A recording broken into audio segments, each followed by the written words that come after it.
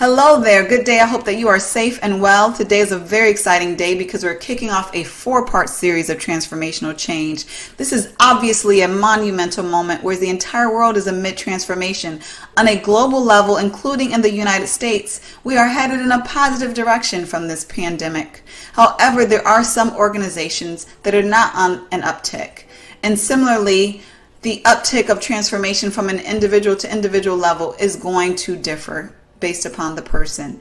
Our 4-part series of transformational change will include part 1, individual transition and change. What does that look like on an individual level to transition? Part 2, the steps needed to develop an effective change leadership strategy.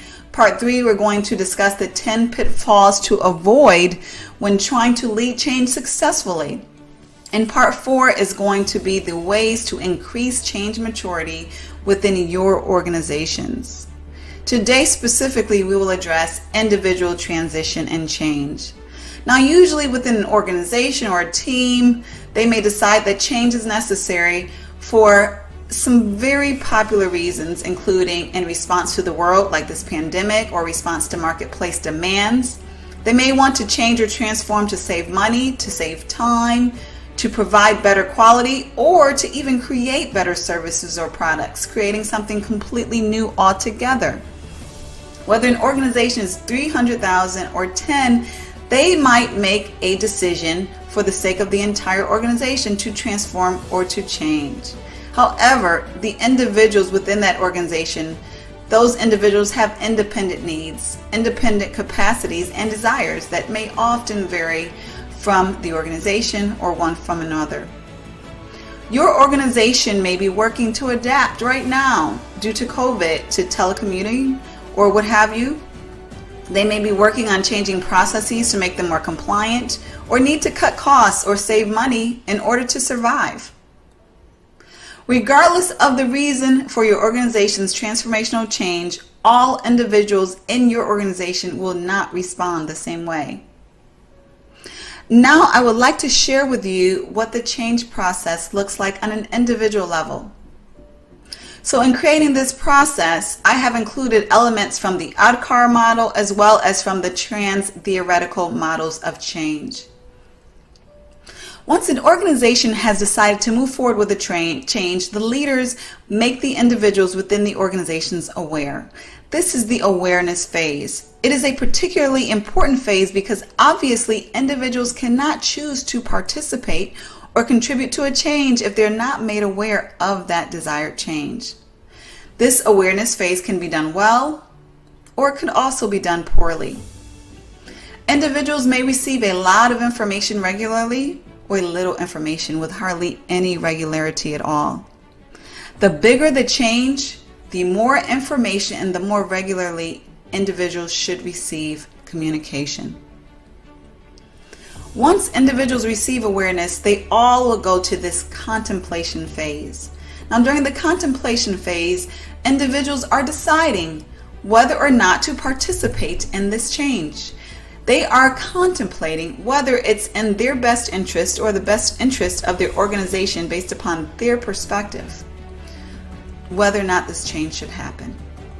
Now, of course, the level of effectiveness in implementing the awareness phase will influence the outcome of the contemplation phase. After the contemplation phase, individuals will either choose to engage or disengage with the change. Those who choose to disengage will either go into a full rejection or avoidance phase. The rejection phase is evidenced by verbal or non-verbal defiance and or criticism to the new ways to come. Avoidance is harder to identify initially. The avoidance, it entails a more passive-aggressive approach. The individual is not assertively rejecting the new way and related actions. However, they're avoiding it as long as they can. This can manifest by not making the transformation a priority. They may continue to do things to work as usual, status quo. The rejection and or avoidance phase ultimately leads to the ultimatum phase. In an organization, transformation, this is going to require, obviously, some major shifting for everyone. Individuals will need to eventually adapt to survive and thrive within the organization, or otherwise. In the ultimatum phase, the individual may have rejected and or avoided the new way as long as they could, and now they need to make a decision. In order to be successful and or stay in the organization, they have to adapt. At this point, they either choose to stay disengaged or decide to engage with the organizational change. If they continue to disengage, it often leads to disillusion. That is the separation of the individual and the organization. The relationship that the individual has with the organization or that specific role may dissolve. And if this happens, obviously the individual reaches the final phase, which is failure to adapt.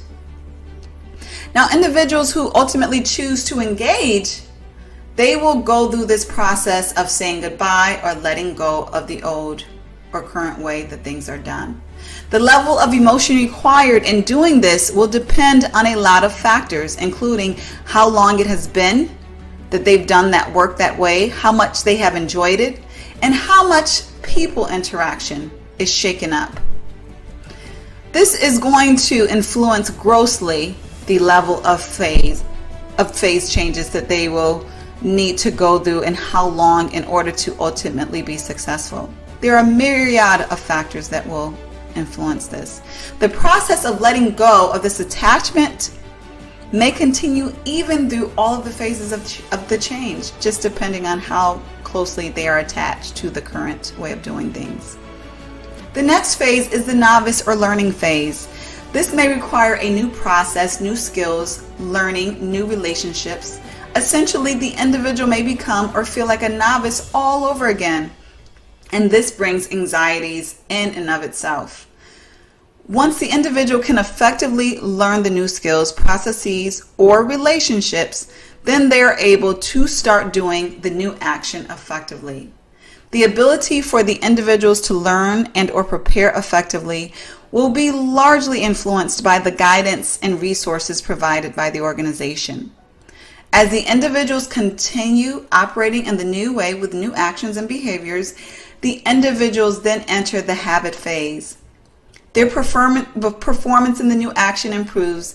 They gain confidence and comfort in the new way and can contribute successfully to the organization's transformation. They officially reach the final phase, successful transformation. Those are the phases of individual transition and change within the organization transformational process. Thank you for joining us on this journey of transformational change. I hope that you will stay tuned for parts 2 through 4 in the following weeks. If you know a colleague or a friend who will benefit from this information, please share it through email or social media.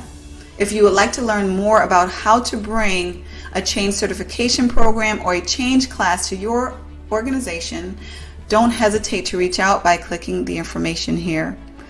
And to learn about availability of coaching spots with Dr. Lepora for leadership, transformation, or change and talent management services, please reach out for your complimentary exploratory session.